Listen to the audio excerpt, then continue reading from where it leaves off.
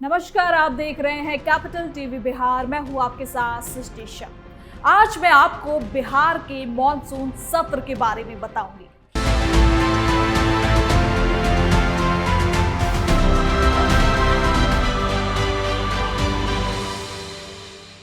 बिहार विधानमंडल का मॉनसून सत्र इस बार बेहद हंगामेदार होने वाला है। 20 जुलाई से शुरू होने वाले 5 दिवसीय सत्र में मुख्यमंत्री सम्राट चौधरी पहली बार पूरी तरह से सदन का नेतृत्व करते हुए विपक्ष पर तीखे सवालों का उनका सामना भी करेंगे और सवाल भी दागेंगे। वहीं नेता प्रतिपक्ष तेजस्वी यादव सरकार को भ्रष्टाचार, अपराध और बदले की राजनीति के आरोप में घेरने की तैयारी के साथ आमने सामने होंगे।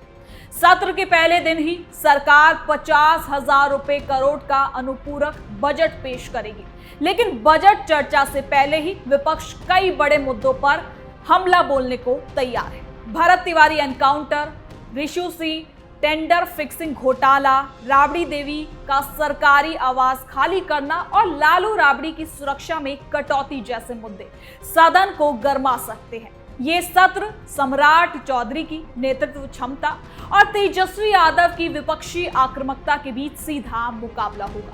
एक तरफ सरकार विकास कार्यों, निवेश और कल्याणकारी योजनाओं को आगे रखेगी, तो दूसरी तरफ विपक्ष बेरोजगारी, कानून व्यवस्था और भ्रष्टाचार को मुख्य हथियार बनाएगा। राजनीतिक गलियारों में चर्चा है कि यह सत्र न सिर्फ बिहार के वर्तमान सत्ता समीकरण को परखेगा, बल्कि आने वाले दिनों की राजनीति की दिशा भी तय करेगा। तो चलिए जरा विस्तार से जानते हैं क्या है ये पूरा मामला।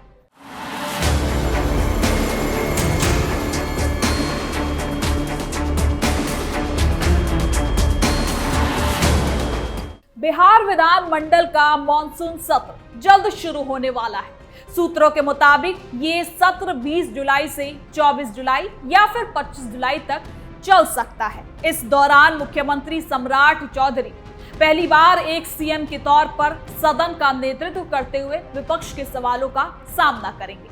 नेता प्रतिपक्ष तेजस्वी यादव के साथ उनका आमना सामना सत्र को हंगामेदार बनाने वाला होगा। सत्र के पहले दिन सरकार अनुपूरक बजट को पेश करेगी, जिसकी कीमत करीब 50,000 करोड़ रुपए बताई जा रही है। इस बजट में शिक्षा, स्वास्थ्य और विकास योजनाओं पर खास ध्यान दिए जाने की संभावना भी जताई जा रही है। सत्र की तैयारी में कैबिनेट पहले ही मंजूरी दे चुका है। सम्राट चौधरी की अध्यक्षता में हुई बैठक में कई एजेंडों पर फैसले लिए गए थे। अब सदन में न केवल बजट पर चर्चा होगी, बल्कि कई विधेयक भी पेश किए जाएंगे। दिवंगत सदस्यों को श्रद्धांजलि, राजकीय कार्य, स्टेटमेंट ऑफ सप्लीमेंट्री एक्सपेंडिचर पर बहस और गैर सरकारी संकल्पों पर चर्चा, ये कार्यकलाप होंगे। लेकिन मुख्य आकर्षण विपक्ष की ओर से सरकार पर हमले और सत्ता पक्ष का जवाब होगा। सम्राट तेजस्वी होंगे आमने सामने। सम्राट चौधरी और तेजस्वी यादव के बीच ये मुकाबला बिहार की वर्तमान राजनीति को दिखाएगा। सम्राट चौधरी नीतीश कुमार के बाद मुख्यमंत्री बने हैं और एनडीए गठबंधन की सरकार चलानी है। वो विकास कार्यों, निवेश आकर्षण, बुनियादी ढांचे और कल्याणकारी योजनाओं को लेकर सदन में सरकार की उपलब्धियों को गिनाएंगे। वहीं तेजस्वी यादव विपक्ष की अगुवाई करते हुए भ्रष्टाचार, अपराध, कानून व्यवस्था, बेरोजगारी और सरकारी घोटालों के मुद्दों को उठाकर सरकार को घेरने की रणनीति बनाएंगे। दोनों नेताओं के बीच तीखी नोकझोंक और बहस देखने को मिल सकती है। एनकाउंटर पर बरसेगा विपक्ष मुख्य रूप से कई बड़े मुद्दों पर सरकार को कटघरे में खड़ा करेगा। सबसे प्रमुख मुद्दा होगा भरत तिवारी एनकाउंटर का। ये हो सकता है 17 जून को भोजपुर के बेलौटी गांव में पुलिस फायरिंग में भरत तिवारी की मौत हो गई। विपक्ष इसे एनकाउंटर नहीं बल्कि मर्डर बता रहा है। आरजेडी, कांग्रेस और वाम दलों के अलावा एनडीए के कुछ घटक दलों के नेता भी इस मामले में पुलिस कार्रवाई पर सवाल उठा रहे हैं और पुलिस पर एक्शन की मांग कर रहे हैं।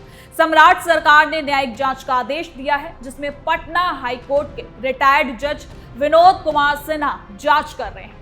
सदन में विपक्ष राज्य की कानून व्यवस्था, पर सवाल उठाएगा और पूछेगा कि क्या पुलिस की कार्रवाई उचित थी या इसमें कोई गड़बड़ी हुई है। तेजस्वी यादव इस मुद्दे को लेकर सम्राट चौधरी से सीधे जवाब भी मांग सकते हैं। ऋषुश्री टेंडर फिक्सिंग पर घिरेगी सरकार।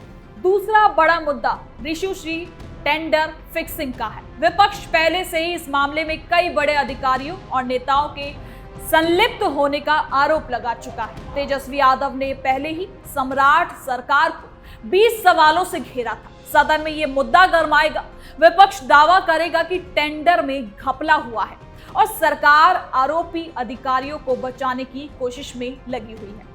अलग अलग सरकारी विभागों के टेंडर घोटालों पर भी सवाल और हमला बोला जाएगा। तेजस्वी इस मामले को भ्रष्टाचार का प्रतीक बताकर सत्ता पक्ष पर हमला करेंगे। राबड़ी आवास पर उठेगा सवाल। राबड़ी देवी के आवास और लालू राबड़ी की सुरक्षा कटौती का मुद्दा भी सत्र में जोरों शोरों से उठेगा। राबड़ी देवी को 20 साल बाद 10 सर्कुलर रोड का सरकारी बंगला खाली करना पड़ा। वो तेजस्वी यादव और लालू यादव के साथ कौटल्या नगर स्थित निजी घर पर चली गई है। विपक्ष इसे राजनीतिक बदले की भावना से प्रेरित बता रहा है। राबड़ी देवी विधान परिषद में विपक्षी नेता हैं और सदन में अपना गुस्सा भी कहीं ना कहीं जाहिर कर सकती है। साथ ही पूर्व सीएम लालू प्रसाद यादव और राबड़ी देवी की Z+ सुरक्षा को लेकर भी सवाल उठाए गए थे। जब सुरक्षा बदली गई तो कहीं ना कहीं आरजेडी ने सवाल उठाए थे, लेकिन अब एक बार फिर से उन्हें हाई सिक्योरिटी दे दी गई है। लेकिन आरजेडी, कांग्रेस और वाम दल इस पर सरकार को फिर से घेरने की कोशिश करेंगे और सवाल पूछेंगे कि आखिर ऐसा क्यों किया गया। बेरोजगारी और नौकरी का मुद्दा भी विपक्ष के लिए हथियार होगा। TRE-4 परीक्षा की तारीख घोषित न होने पर विपक्ष सवाल उठाएगा। शिक्षा भर्ती को लेकर पटना में कई प्रदर्शन हो चुके हैं। स्टूडेंट सरकार से जल्द परीक्षा कराने की मांग कर रहे हैं। तेजस्वी यादव युवाओं के रोजगार पर, भ्रष्टाचार पर सम्राट सरकार से जवाब मांगेंगे और दावा भी करेंगे कि सत्ता पक्ष बेरोजगारी पर कोई ठोस कदम नहीं उठा पा रहा। शिक्षा और स्वास्थ्य क्षेत्र में भी कमी का आरोप लगाया जा सकता है। फिर कानून व्यवस्था, बढ़ते अपराध और राजनीतिक हस्तक्षेप के मुद्दे भी उठेंगे। विपक्ष दावा करेगा कि सरकार अपराधियों पर काबू नहीं रख पा रही है। भरत तिवारी मामले के अलावा कई घटनाओं का जिक्र करके सदन में हंगामा भी किया जा सकता है। तेजस्वी यादव सम्राट चौधरी पर सीधे हमला बोलते हुए कह सकते हैं कि नई सरकार पुरानी समस्याओं को और ज्यादा बढ़ा रही है। दूसरी ओर सत्ता पक्ष इन आरोपों का मुकाबला करेगा। सम्राट चौधरी विकास कार्यों, सड़क निर्माण, पुल, पर्यटन, आपदा प्रबंध और कल्याणकारी योजनाओं को लेकर जवाब देंगे। अनुपूरक बजट में अतिरिक्त फंड से इन क्षेत्रों को मजबूती देने का दावा किया जाएगा। सरकार निवेश आकर्षण और बुनियादी ढांचे पर फोकस बताएगी। एनडीए सरकार विपक्ष पर भी पलटवार करेगी और कहेगी कि आरजेडी के शासनकाल में भ्रष्टाचार चरम पर था। लालू यादव के चारा घोटाले का जिक्र करके विपक्ष भी कहीं ना कहीं सवाल उठाएगा। सत्र में कई विधेयक पेश किए जाएंगे जिन पर चर्चा होगी।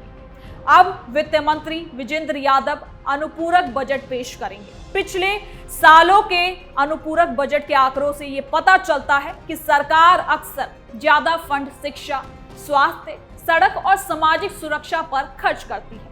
इस बार भी यही फोकस रह सकता है। हालांकि मॉनसून सत्र बिहार की राजनीति के लिए काफी खास होगा, क्योंकि ये सम्राट चौधरी के मुख्यमंत्री काल का पहला दौर है। तेजस्वी यादव विपक्ष को मजबूत दिखाने की कोशिश भी कर सकते हैं। दोनों के बीच आमना सामना न केवल सदन में बल्कि मीडिया और जनता के बीच भी देखने को मिल सकता है। अब विपक्ष की रणनीति साफ है। भ्रष्टाचार, एनकाउंटर, आवास विवाद, सुरक्षा कटौती, बेरोजगारी और कानून व्यवस्था पर हमला। सत्ता पक्ष विकास योजनाओं और विपक्ष के पुराने रिकॉर्ड पर पलटवार करेगा। हंगामा, वॉकआउट और तीखी बहस की संभावना भी है। भरत तिवारी मामले में विपक्ष न्यायिक जांच के बावजूद सदन में जवाब मांगेगा। ऋषुश्री मामले में अधिकारियों के नाम को लेकर सवाल किए जा सकते हैं। राबड़ी आवास मुद्दे पर भावनात्मक अपील भी की जा सकती है। यानी तेजस्वी यादव युवा नेतृत्व के रूप में बेरोजगारी, को मुख्य मुद्दा भी बनाकर सम्राट के सामने पेश कर सकते हैं। सम्राट भी अनुभवी नेता है और वो शांतिपूर्ण तरीके से जवाब देने की भी कोशिश करेंगे, लेकिन तेजस्वी की आक्रामक शैली से बहस तीखी हो सकती है। सदन के दौरान जनता की नजर इन मुद्दों पर रहेगी कि विकास बनाम भ्रष्टाचार और अपराध का ये मुकाबला बिहार की राजनीति को नई दिशा दे सकता है। अब आपको बता दें कि अनुपूरक बजट पर चर्चा में विपक्ष फंड के उपयोग पर सवाल उठाएगा। क्या ज्यादा राशि सही जगह खर्च होगी या फिर घोटाले होंगे, ये बहस का मुद्दा बनेगा। सरकार पिछले बजट की तुलना में उपलब्धियां गिनाएगी, यानी कुल मिलाकर ये सत्र 5 दिनों का छोटा लेकिन मुद्दों से भरा रहेगा। सम्राट चौधरी और तेजस्वी यादव के बीच सीधा मुकाबला बिहार की सत्ता संग्राम की तस्वीर को पेश करेगा। विपक्ष सरकार को घेरने के लिए तैयार है, तो सत्ता पक्ष भी मजबूती से जवाब देने के लिए बिल्कुल तैयार है। जनता इन बहसों से तय करेगी कि भविष्य में कौन सा रुख सही साबित होगा और कौन सा नेता सही है उनके लिए। लेकिन अब देखना होगा कि मॉनसून सत्र के अंदर इन सब के अलावा भी आखिर क्या कुछ देखने को मिलता है। तो फिलहाल के लिए इस खबर में इतना ही। देखते रहिए कैपिटल टीवी बिहार।